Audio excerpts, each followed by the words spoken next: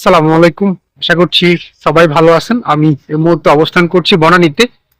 তবে মূল ভিডিওটা শুরু করার আগে সবার প্রতি একটাই রিকোয়েস্ট থাকবে, প্লিজ প্লিজ প্লিজ আপনি কোন জায়গা থেকে আসলে ভিডিওটা দেখছেন সেটা আমাকে কমেন্ট করে জানাবেন। আমি আসলে বনানী থেকে অফিসে যাওয়ার পথে আমি এখানেই হচ্ছে গিয়ে সকালের নাস্তা করার চেষ্টা করি।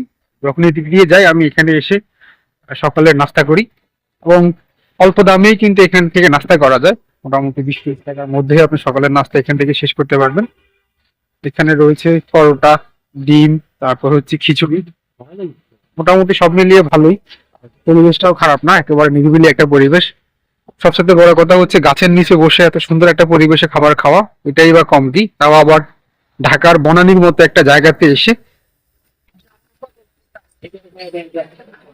তো যেমনটা বললাম, আমার নাস্তা খাওয়া আসলে অলমোস্ট শেষ। আমি নাস্তা খাওয়া শেষ করলাম, আর সকালে নাস্তা খাওয়া শেষ করে আমি এখন চা খাবো। আমি এই 5টা থেকেই চা নাস্তা খাই, তারপর হচ্ছে গিয়ে আমি অফিসের দিকে রওনা দিই। এটাই হচ্ছে গিয়ে বনানীর দৃশ্য। আমি এই মুহূর্তে আসলে বনানীর দৃশ্যগুলো আপনাদেরকে ঘুরে দেখানোর চেষ্টা করছি। বনানী মোটামুটি সুন্দর, নিরিবিলি একটা এরিয়া। এখানকার পরিবেশ অনেক সুন্দর।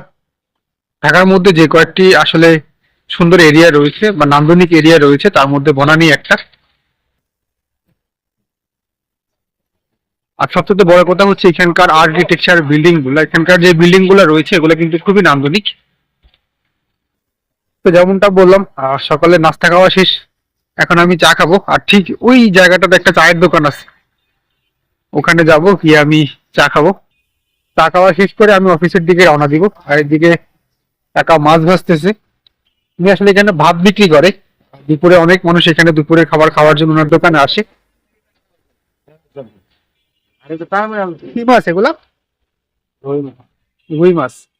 উনি এখানে রুই মাছ ভাজতেছে, আর এদিকে হচ্ছে গিয়ে মাছগুলোকে রেডি করে রাখছে। এরপর হচ্ছে ডিম আছে।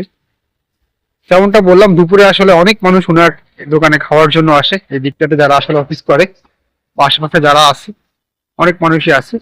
আর এখান থেকে আসলে গুলশানে যাওয়ার জন্য আমি রিক্সায় উঠি। এই যে রিক্সাগুলো দেখতে পাচ্ছেন, এগুলো দিয়ে হচ্ছে গিয়ে যাই। এখান থেকে ভাড়া রাখা হচ্ছে 50 টাকা। তো আমি আগে চা খাবো, চা খাওয়া শেষ করে পরে আবার আমি রওনা দিব। তো যেমনটা বললাম, আমি এখন আসলে চা খাবো। আর এখানে চা খাওয়ার জন্য এইদিকে একটা দোকান আছে, আবার ওই পাশটাতে আরেকটা দোকান আছে, আবার এই পাশটাতে একটা দোকান আছে। আমি আসলে সবসময় এই দোকানটা থেকেই চা খাই, তার জন্য এখন এই দোকানেই যাচ্ছি। আর এই জায়গাটাতে বসে আসলে চা খেতে ভালোই লাগে। আমি এই দিকটাতে বসি, এই দিকটাতে বসে গিয়ে এখানে চা খাই। ভাই দুধ চা দিয়ে একটা, দুধ চা। তো আর ভিডিওটা বড় না করি, আমি মূলত আজকের এই ভিডিওর মাধ্যমে আপনাদেরকে বনানীর কিছু দৃশ্য আর আমার প্রতিদিন সকালের যেসব কাজগুলো করি আমি তার কিছু দৃশ্য দেখানোর চেষ্টা করেছি। সবাইকে অসংখ্য ধন্যবাদ ভিডিওটি দেখার জন্য। তবে ভিডিওটি শেষ করার আগে সবাইকে একটাই রিকোয়েস্ট করব, প্লিজ প্লিজ প্লিজ চ্যানেলটা সাবস্ক্রাইব করবেন আর নিয়মিত ভিডিওগুলো দেখার চেষ্টা করবেন।